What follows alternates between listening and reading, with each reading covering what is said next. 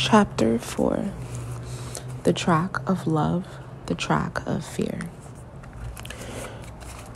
Your whole life is nothing but a dream. You live in a fantasy where everything you know about yourself is only true for you. Your truth is not the truth for anyone else, and that includes your own children or your own parents. Just consider what you believe about yourself and what your mother believes about you. She can say she knows you very well, but she has no idea who you really are. You know that she doesn't. You can believe that you know your mother very well, but you don't have any idea who she really is. She has all of those fantasies in her mind that she never shared with anyone else.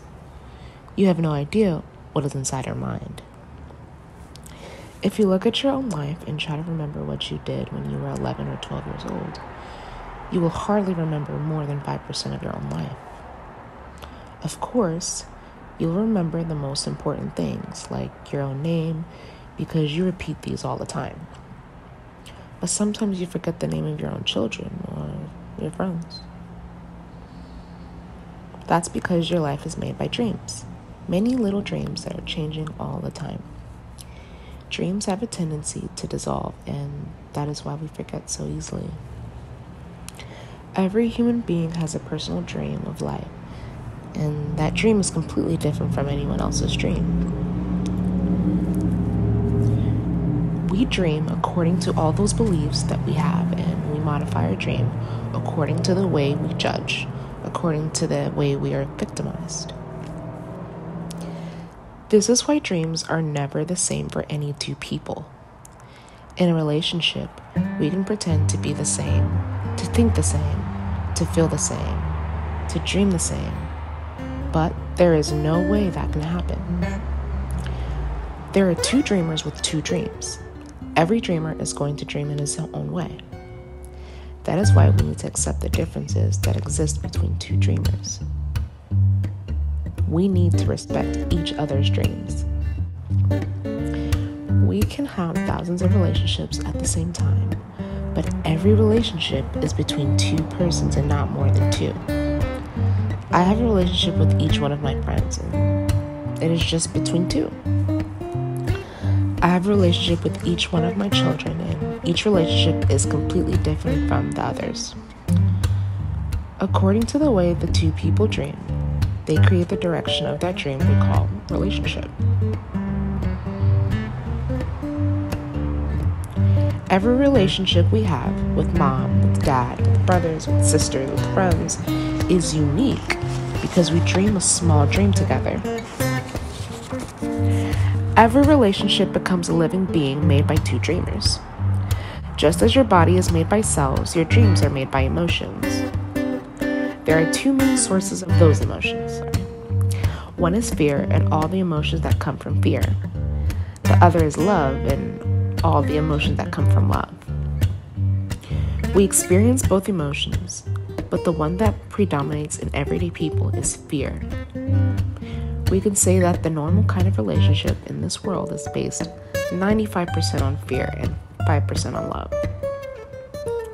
Of course, this will change depending on the people, but even if fear is 60% and love is 40%, still, it is based on fear. In order to understand these emotions, we can describe certain characteristics about love and fear, and that I call the track of love and the track of fear. These two tracks are merely points of reference to see how long we are living our life. These divisions are for their logical mind to understand and to try to have some control of the choices we make. Let's look at some of the characteristics of love and the fear. Love has no obligations. Fear is full of obligations. In the track of fear, whatever we do is because we have to do it, and we expect other people to do something because they have to do it. We have the obligation. As soon as we have to, we resist it. The more resistance we have, the more we suffer. Sooner or later, we try to escape our obligations. On the other hand, love has no resistance. Whatever we do is because we want to do it. It becomes a pleasure. It's like a game, and we have fun with it. Love has no expectations. Fear is full of expectations. With fear, we do things because we expect that we have to, and we expect that others are going to do the same. That is why fear hurts and love doesn't hurt. We accept something, and if it doesn't happen, we feel hurt. It isn't fair. We blame others for not fulfilling our expectations. When we love, we don't have expectations. We do it because we want to, and if other people do it or not, it's because they want to or not, and it's nothing personal.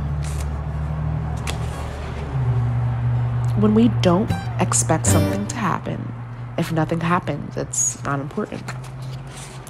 We don't feel hurt because whatever happens is okay. That is why hardly anything hurts us when we are in love. We aren't expecting that our lover will do something, and we have no obligations. Love is based on respect. Fear doesn't respect anything, including itself. If I feel sorry for you, it means I don't respect you. You cannot make your own choices. When I have to make the choices for you, at that point, I don't respect you. If I don't respect you, then I try to control you. Most of the time, when we tell our children how to live their lives, it's because we don't respect them. We feel sorry for them, and we try to do everything, and we try to do for them what they should have done for themselves. We feel sorry for them, and we try to do for them what they should do for themselves. When I don't respect myself, I feel sorry for myself. I feel I'm not good enough to make it in this world. How do you know when you don't respect yourself? When you say, poor me, I'm not strong enough, I'm not intelligent enough, I'm not beautiful enough, I cannot make it. Self-pity comes from disrespect. Love is ruthless. It doesn't feel sorry for anyone, but it does have compassion. Fear is full of pity.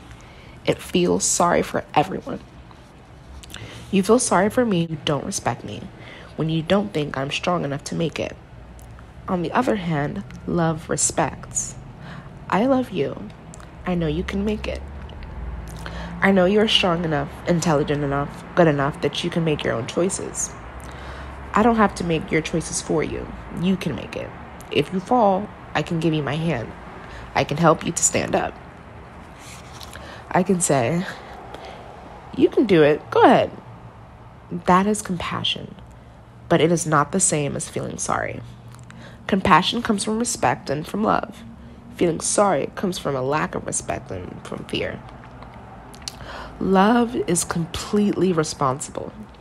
Fear avoids responsibility, but this doesn't mean that it's not responsible. Trying to avoid responsibility is one of the biggest mistakes we make because every action has a consequence. If we make a choice, we have an outcome or a reaction.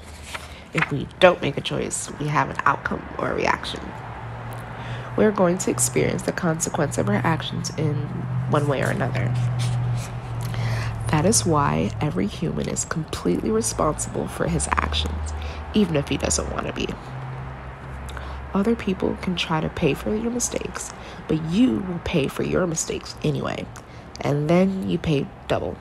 When others try to be responsible for you, it only creates a bigger drama. Love is always kind. Fear is always unkind. With fear, we are full of obligations, full of expectations, with no respect, avoiding responsibility, and feeling sorry. How can we feel good when we are suffering from so much fear? We feel victimized by everything. We feel angry or sad or jealous or betrayed. Anger is nothing but fear with a mask. Sadness is fear with a mask. Jealousy is fear with a mask. With all those emotions that come from fear and create suffering, we can only pretend to be kind. We are not kind because we don't feel good. We are not happy. If you are in track of love, you have no obligations, no expectations. You don't feel sorry for yourself or for your partner. Everything is going well for you, and that is why that smile is always on your face. Everything is going well for you, and that is why that smile is on your face. You are feeling good about yourself, and because you're happy, you're kind. Love is always kind, and that kindness makes you generous and opens all the doors. Love is generous. Fear is selfish. It is only about me. Selfishness closes all of the doors. Love is an unconditional. Fear is full of conditions. In the track of fear, I love you if you let me control you, if you are good to me, if you fit into the image I make for you. I create an image of the way you should be, and because you are not and never will be the image, I judge you because of that and find you guilty. Many times, I even feel ashamed of you because you are not what I want you to be. If you don't fit that image I create, you embarrass me. You annoy me. I have no patience at all with you. I'm just pretending kindness.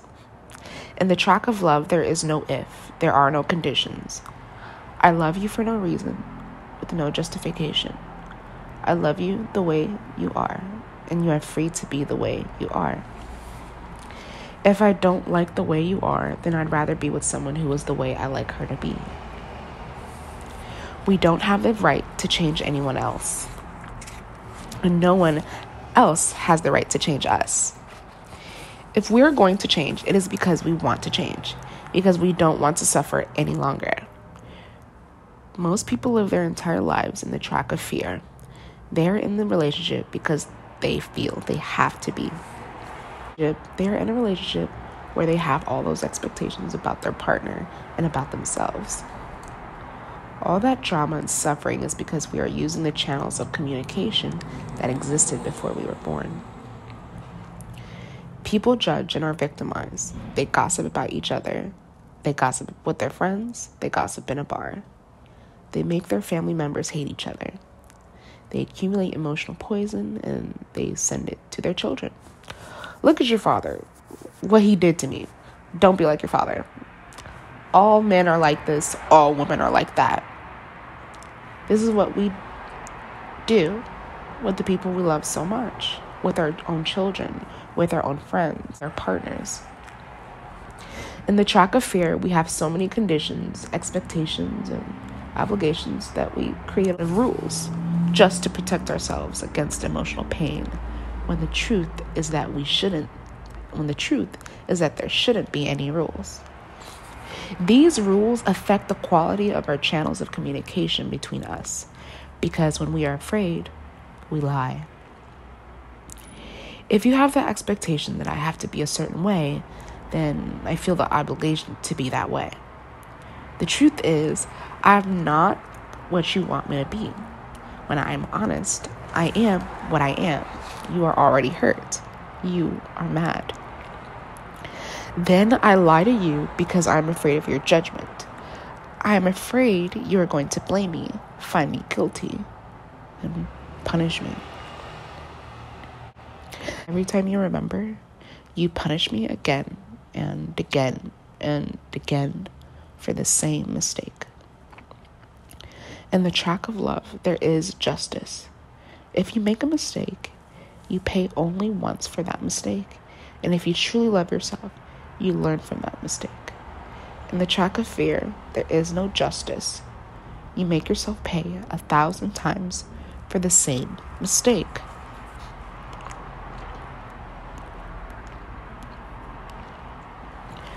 You make your partner or your friend pay 1,000 times for the same mistake. This creates a sense of injustice and opens many emotional wounds. Then, of course, you set yourself up to fail. Humans have dramas for everything, even for something so simple and so little.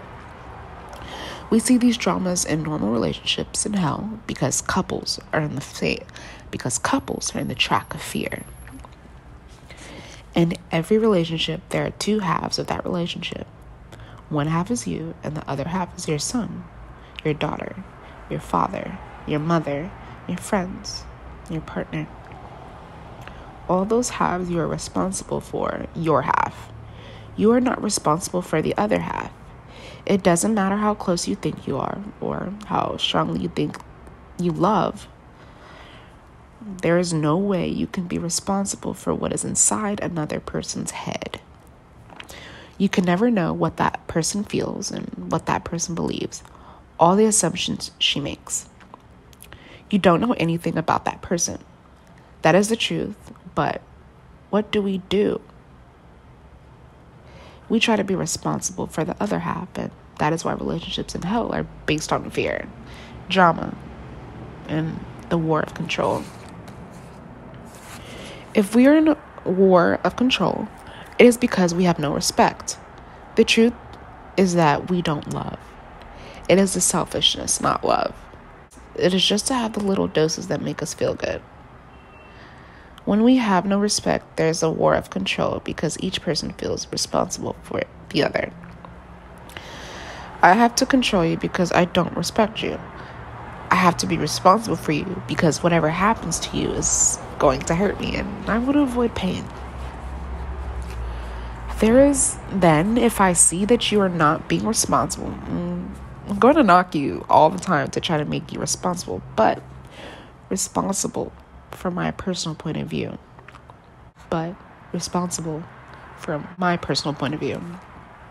It doesn't mean that I'm right. This is what happens when we come from the track of fear. Because there is no respect, I act as though you are not good enough or intelligent enough to see what is good or not good for you. I make the assumption that you are not strong enough to go into certain situations and take care of yourself. I have to take control and say, let me do it for you, or don't do that. I try to suppress your half of the relationship and take control of the whole thing. If I take control of our relationship, where is your part? It doesn't work. With the other half, we can share, we can enjoy, we can create the most wonderful dream together. But the other half always has its own dream, its own will, and we can never control that dream no matter how hard we try. We have a choice. We can create a conflict and a war of control, or we can become a playmate and a team player. Playmates and team players play together, but not against each other. If you are playing tennis, you have a partner. You are a team, and you never go against each other. Never. Even if you both play tennis differently, you have the same goal, to have fun together, to play together, to be playmates. If you have a partner who wants to control your game and she says, no, don't play like that, play like this. No, you're doing it wrong. You are not going to have any fun. Eventually, you won't want to play with that partner anymore. Instead of being a team, your partner wants to control how you play. And without the concept of a team, you are always going to have conflict. If you see your partnership, your romantic relationship as a team, everything will start to improve. In a relationship, as in a game, it's not about winning or losing. You are playing because you want to have fun. In the track of love, you are giving more than talking. And of course, you love yourself so much that you don't allow selfish people to take advantage of you. You are not going for revenge, but you are clear in your communication. You say, I don't like it when you try to take advantage of me, when you disrespect me, when you are unkind to me. I don't need someone to abuse me verbally, emotionally, physically. I don't need to hear you cursing all the time. It's not that I'm better than you. It's because I love beauty. I love to laugh. I love to have fun. I love to love. It's not that I'm selfish. I just don't need a big victim near me. It doesn't mean that I don't love you, but I cannot take responsibility for your dream. If you are in a relationship with me, it will be so hard for your parasite because I will not react to your garbage at all. This is not selfishness. This is self-love. Selfishness, control, and fear will break almost any relationship. Generosity, freedom, and love will create the most beautiful relationship, an ongoing romance. To master a relationship is all about you. The first step is to become aware, to know that everyone dreams his own dreams. Once you know this, you can be responsible for your half of the relationship, which is you. If you know that you are only responsible for half of the relationship, you can easily control your half. It is not up to us to control the other half. If we respect, we know that our partner, our friend, we know that our partner or friend or son or mother is completely responsible for his or own half. If we respect the other half, there is always going to be peace in that relationship. There is no war. Next, if you know what love and what is fear, you become aware of the way you communicate your dream to others. The quality of your communication depends upon the choices you make in each moment. Whether you tune your emotional body to love or to fear. If you catch yourself in the track of fear, just by having that awareness, you can shift your attention into the track of love. Just by seeing where you are, just by changing your attention, everything around you will change. Finally, if you're aware that no one else can make you happy, and that happiness is the result of love coming out of you, this becomes the greatest mastery of the Toltecs, the mastery of love. We can talk about love and write 1,000 books about it, but love will be completely different for each of us because we have to experience love. Love is not about concepts. Love is about action. Love in action can only produce happiness. Fear in action can only produce suffering. The only way to master love is to practice love. You don't need to justify your love. You don't need to explain your love. You just need to practice your love. Practice creates the master.